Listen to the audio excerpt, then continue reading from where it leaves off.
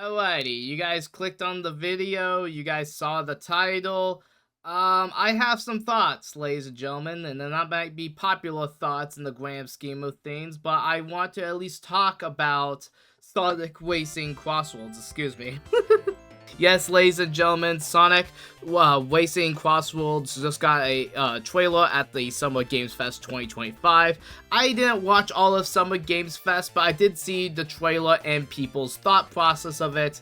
And let me just say, I don't fully understand a great deal of it. So let me just get straight into this.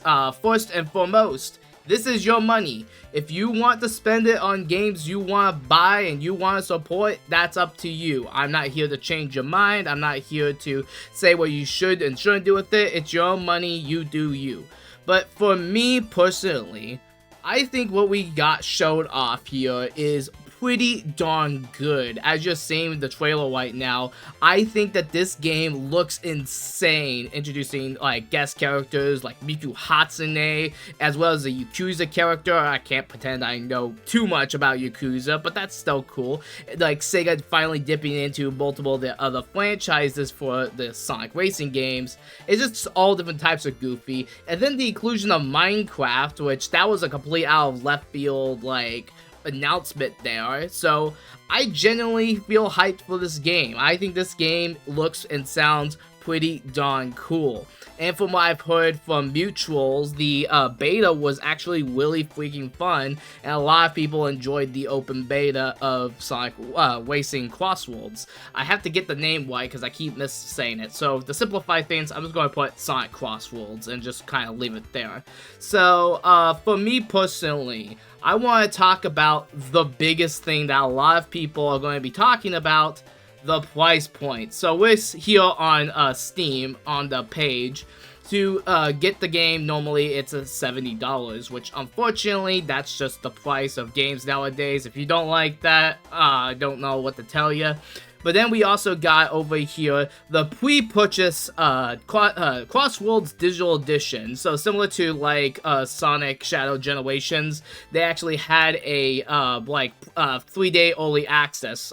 You get the game 3 days ahead of full release, and that is actually really cool. However, the price for it is a whopping $90 to get that price. So at least here on Steam, that is the price for the pre-purchase. Now, you do get different types of stuff with it. You do get different types of characters. You do get different types of stuff.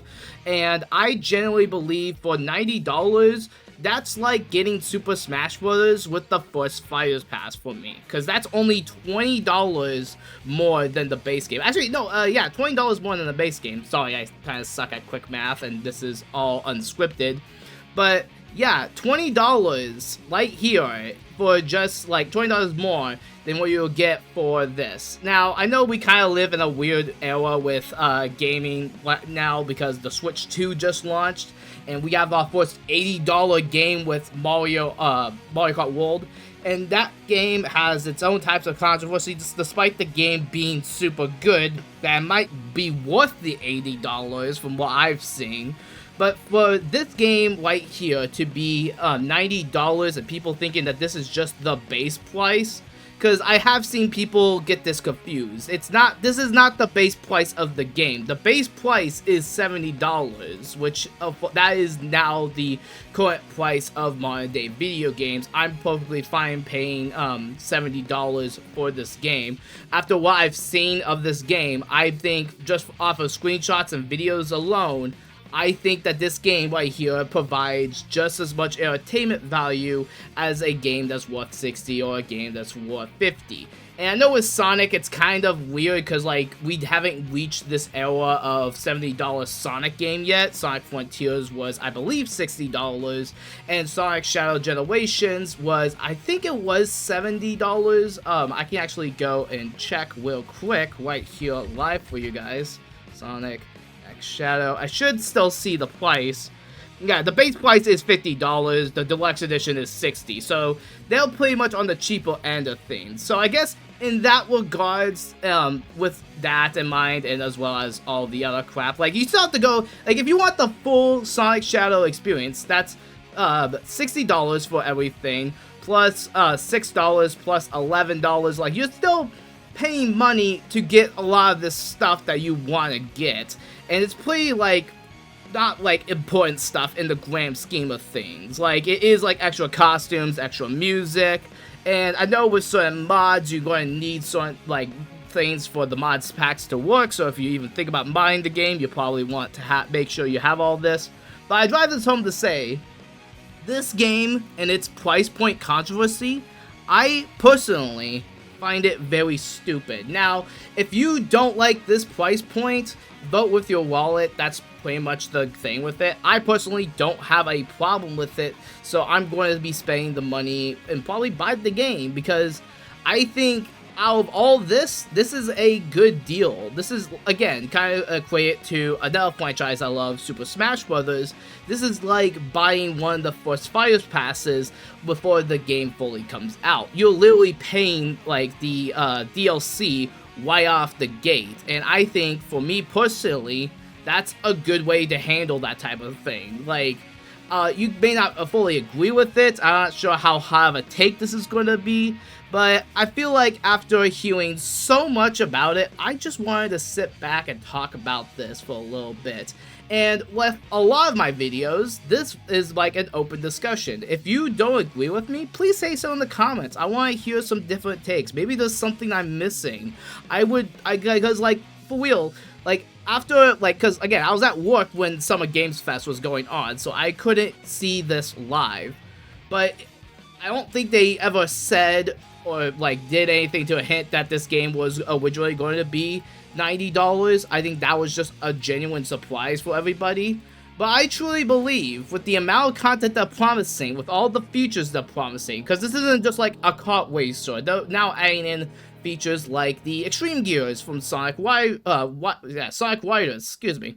Like, they're adding in characters for other franchises. They're, like, going above and beyond to try to, I guess, make amends for Team Sonic Racing. I like Team Sonic Racing, but I know that that wasn't the most popular Sonic Racing game. So, seeing Sonic Racing Crosswords, like, have so much effort put into it, I feel like the price point is justified at $70, and with the DLC stuff, with all the extra characters, with that basically being $90, I feel like that's good. We're not at the point yet of, like, EA levels or, like, Take-Two levels of these games basically being $100 for, like, minimal things. This, I feel like, in good faith, is a full game, whether you buy the DLC or you don't buy the DLC. But, of course, we don't know yet. The game is set to come out September 25th, 2025, and I think once the money is right, I want to buy this game. I'm really looking forward to this game. And yeah, it's not like a mainstream Sonic game, but I do like the Sonic racing games, for better or for worse. And I think for this game, I'm really excited to see, like, what Sonic Team and Sega is going to be doing with this game. Actually, what's the team behind this? Yeah, it's Sonic Team. It's a Sonic Team racing game. It's not, I can't think of the person that did Sonic, one second, Sonic. Sumo Digital. Sumo Digital Games. Like, this isn't a Sumo Digital Games anymore, it's straight up Sonic Team, and that's what I'm very curious about. I want to see how this game is handled by people that are familiar a lot with the Sonic franchise, as well as the immense popularity lately with games like Frontiers, Sonic Shadow Generations, the two movies that have basically blown away audiences around the world. I feel like we're now looking at a more confident Sega, and Sega is finally confident enough to showcase this. Yeah, in the end, if you really don't give a crap about this price point, if you find this basically disgusting behavior, then simply don't buy the game. If there's probably going to be many ways you can play this game, I don't advocate for any of those, obviously. I'd rather you actually support the developers, the teams behind it, all the IPs here. But, like, at the end of the day, I think that this game's price point should not be a big deal in the grand scheme of things. It's way more expensive than the last couple of Sonic games, but we're now seeing a more confident Sega and Sonic team here, and I truly believe that we're about to see something really special here. So, those are just my 2 cents with it. I've seen this all over social media, and I just feel like I want to get my point across out here. I don't typically do like reaction, like, oh, this is like news videos, like gaming news types of videos, but I feel like for Trouge Stash, this is the perfect place to kind of talk about this off the cuff and just my general thought process, and I probably am missing something with this, so again, please, this is an open discussion. What do you guys think about Sonic Racing Crosswords? Are you excited for the playable characters? Are you excited for the potential of third parties gaining in here? Because I am very excited to see what kind of IPs they decide to pull from, and I'm genuinely curious if they're going to get Mario in there. But that's going to do it for here. Thank you guys so very much for watching. Have yourselves a fantastic night or day. And if you don't like this game, then don't buy it.